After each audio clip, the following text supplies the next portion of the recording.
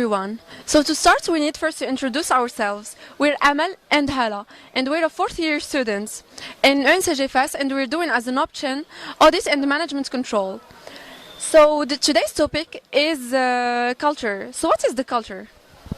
Culture is the knowledge of a particular group of people, encompassing language, religion, kitchen, social habits, music and art. It's simply the way that generally behave. To illustrate that, we're going to talk about Moroccan culture, especially the culture of the city of Fez. Fès ou Fès est une ville du Maroc située à 180 km à l'est de Rabat, entre le massif du Rif et le Moyen Atlas. Faisant partie des villes impériales du Maroc, elle a été à plusieurs époques la capitale du pays et est considérée de nos jours comme sa capitale spirituelle. C'est l'une des centres majeurs de la civilisation islamique aux côtés de Bagdad, Damas, Cordoue, la Caïr, Kérawan, Istanbul, Tunis, Jérusalem, Isfahan ou Samarcande.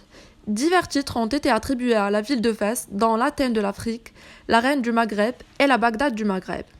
Fès s'étend sur 3 secteurs, la ville ancienne, Médina, classée au patrimoine mondial de l'UNESCO, l'enceinte royale et les quartiers nouveaux, établis par les Français et qui s'y étendent de nos jours dans la plaine environnante. Sur le plan administratif, la ville est composée de la municipalité de Fès et de la municipalité de Mechouar Fès Jdid. Fès est la deuxième plus grande ville du Maroc avec une population de 1 112 072 habitants selon le recensement de 2014. Maintenant, je vais vous laisser avec les opinions des touristes de Fès. So how do you find Morocco? So we are here just for 3 days because we are going around with the car, okay? We have 5 cars, because one for each of us. And we went to Tangier the first day and we stayed there. Then we wanted to go to Ifran, that we like it because it's nice. We found the resort there, so we went there and we're staying there for 2 days. And as it's just 60 kilometers far from here, we wanted to visit the city because we liked it. I've been here before, they've been here before as well, and we wanted to visit it as well again because we like the old town. And do you recommend Morocco to Spanish people? I do, because it's a very nice country. People are very warm. I do like it, and you can find a lot of typical stuff to buy, and I like to eat as well. So yeah, it's nice. Thank you so much. Hello. Hello. How you find the culture of Morocco, especially the culture of Fez? Well, I love it. It's very rich cultural and people are very friendly, and I get to see all the craftsmanship that I wouldn't be able to see anywhere else. So I'm very impressed by all the cultural here. Okay, thank you. Hola, ¿cómo has encontrado Marruecos?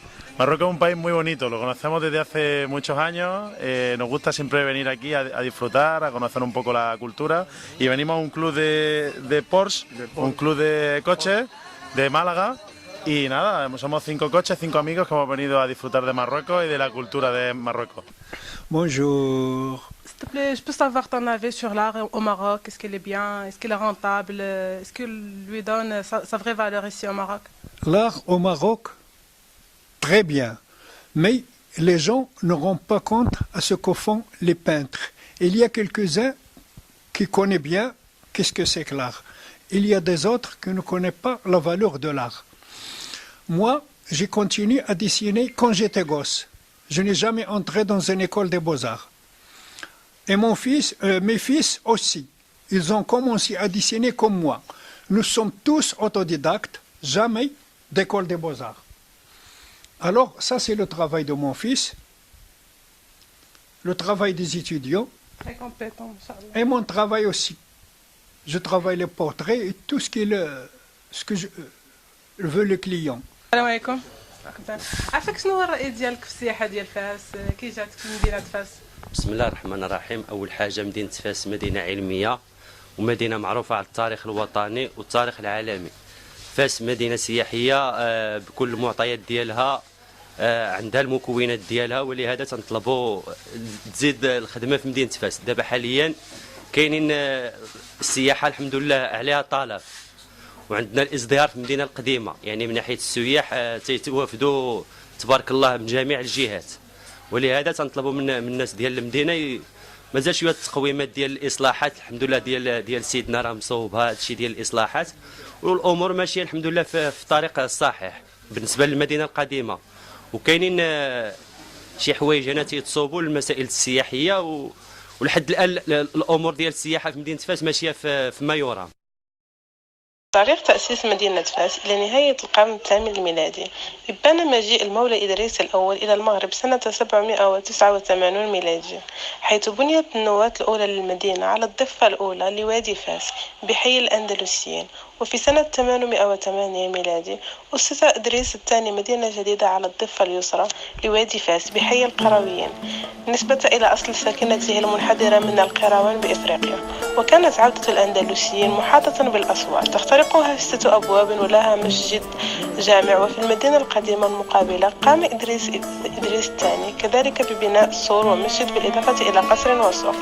وقد عرفت فاس في هذا العهد انتعاشا اقتصاديا وعمرانيا منقطع النظير لتواجدها في منطقة سهل السياسة الخصبة ولتوفرها على مواد متعددة ومتنوعة ضرورية للبناء كمادتي الخشب والأحجار المتوفرة بغابات ومقالع الأطلس المتوسط القريب، بالإضافة إلى وفرة الملح والطين المستعمل في صناعة الخبز.